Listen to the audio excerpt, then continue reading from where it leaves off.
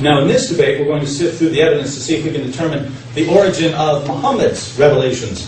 Did it come from Muhammad's own mind? Did his book come from darker sources? Or did his book come from God? These are the things we'll be looking at.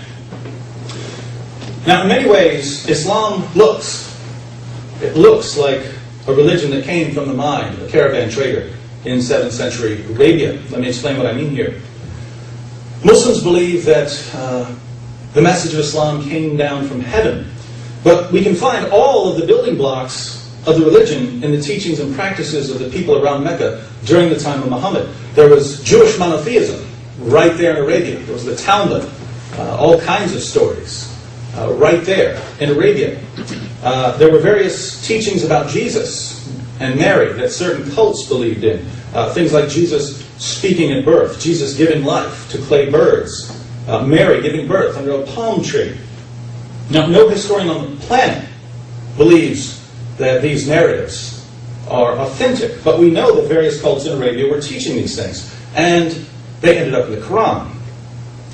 The Sabaeans, who are mentioned in the Quran, prayed at all 5 of the times Muslims pray during their prayers. And let's not forget the pagans. The pagans, the polytheists, performed ablutions. They prayed facing Mecca. They took the pilgrimage to Mecca and circled the Kaaba. They kissed the black stone. They fasted during the month of Ramadan. These were all pagan practices of the polytheistic idol-worshipping Arabs. Now they're part of Islam. The point I'm trying to make here is that if you take Jewish monotheism, the teachings of certain heretical Christian cults, the prayer times of the Sabaeans, and the practices of the pagans, and you roll them all up into a ball, you get Islam. So this doesn't look like something that came down from heaven. It looked like something that came from 7th century Arabia. Now, this is exactly the sort of religion we would expect to arise from a man claiming to be a prophet in Mecca. So right from the beginning, with a brief look at Islam, we have good reasons to think that it had a merely human origin in the mind of a man in 7th century Mecca. But we have many other reasons to believe that the true origin of Islam was the mind of Muhammad. For instance, Muhammad's self-serving revelations. Surah 4:3 says that Muslims can marry up to 4 women. But we know from history that Muhammad had a lot more than 4 wives. In Al-Tabari, we find that Muhammad had married 15 women and consummated his marriages with 13 women. And we read in Al-Bukhari that Muhammad had at least 9 wives at one time, maybe 11. So if the Quran is so clear that Muslims can only have up to 4 wives, why did Muhammad get more? Well, Muhammad also received Surah 33:50, which says that Muhammad, and only Muhammad, could get more. Now, as a Muslim, I understand that you would accept that, all right, Muhammad knows best. But to someone from outside the Muslim world, that looks awfully suspicious. If you're the one receiving the revelations, and those revelations give you special moral privileges, namely lots of sexual partners. And we can't forget things like Muhammad's marriage to the divorced wife of his own adopted son. A divorce that only happened because of Muhammad. Muhammad saw Zainab practically naked and he desired her. Then Zainab found out that Muhammad was attracted to her, and she saw this as a chance to move up the ladder.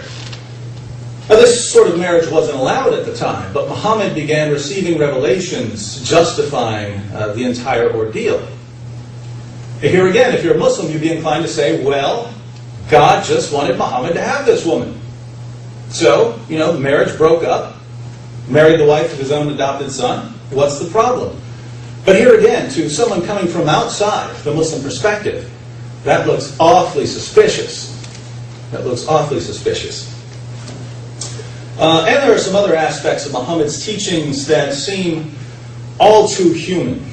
Let's take a quick stroll through Sahih al-Bukhari, Islam's most trusted source on the life of Muhammad. Sahih al-Bukhari, number 3322. The Prophet said, "Angels do not enter a house which has either a dog or a picture in it." Number 3323. Allah's Messenger ordered that dogs should be killed. 3307. Narrated Sharif that the Prophet ordered her to kill house lizards. 33:03, the Prophet said, when you hear the crowing of a rooster, ask for Allah's blessing, for its crowing indicates that it has seen an angel. And when you hear the braying of a donkey, seek refuge with Allah from Satan, for its braying indicates that it has seen Satan.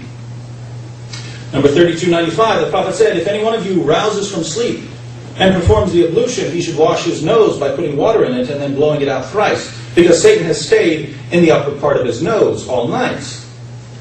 Number 1144, a man was mentioned to the Prophet, and he was told that he kept on sleeping till morning and did not get up for prayer. The Prophet said Satan urinated in his ears. You have to believe this as a Muslim. It's related to the unseen world.